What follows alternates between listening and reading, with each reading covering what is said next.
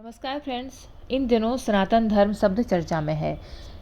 सनातन धर्म शब्द की अगर व्याख्या करें तो ये मनु का श्लोक है कि अहिंसा सत्यमस्तेवम शौच मनीन्द्रिय निग्रह एतम सामासिकम धर्मम चातुर्वर्ण्ये ब्रवीण्य मनुः। इसमें कहा गया है अहिंसा, सत्य, अस्तेय, पवित्रता और इंद्रिय संयम धर्म के वे नैतिक मूल्य हैं जिनका पालन सभी को करना चाहिए। इस श्लोक की प्रथम पंक्ति में जिन 5 धर्म के तत्वों का उल्लेख है, स्पष्ट है कोई भी सभ्य समाज उन तत्वों की उपेक्षा नहीं करना चाहेगा। इस प्रकार वस्तु स्वभाव के रूप में तथा अहिंसा आदि नैतिक मूल्यों के रूप में धर्म निर्विवाद रूप से सभी के लिए ग्रहण करने योग्य है। इतना ही नहीं, ये नैतिक मूल्य सार्वकालिक हैं, इसलिए इनको जब धर्म शब्द से कहा जाता है तो वह धर्म सनातन कहलाता है। सनातन का इतना अभिप्राय है कि वह किसी भी समाज की स्थिरता के लिए आवश्यक है। वह समाज की धारणा शक्ति है।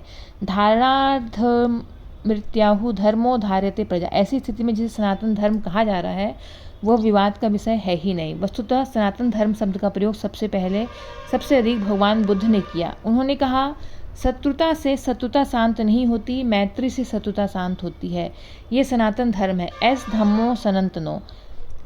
इस सारे विवरण पर ध्यान दें। जिसे सनातन धर्म कहा जा रहा है वो सार्वभौम और सार्वकालिक है। व्यवहार में सनातन धर्म शब्द का प्रयोग उन पंथों के लिए होता है जिन पंथों का जन्म भारत में हुआ।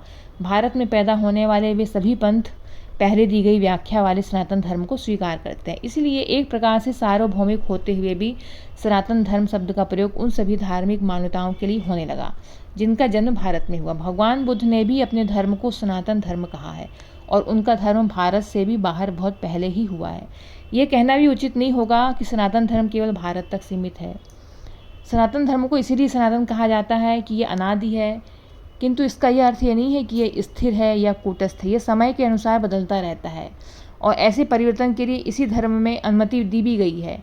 कहा गया है, अन्य कलियुगे धर्मास्त्रेतायाम द्वापरे परे अन्य कलयुगे नृणाम युग घासानुरूपतः। अर्थात प्रत्येक युग का अलग धर्म होता है। इसलिए जब हमने ऊपर सनातन धर्म की व्याख्या करते समय उसकी सार्वकालिकता बताई तो यह भी ध्यान देना आवश्यक है कि उसमें समय के साथ परिवर्तन होते रहें। सनातन धर्म के संबंध में जो कहा गया है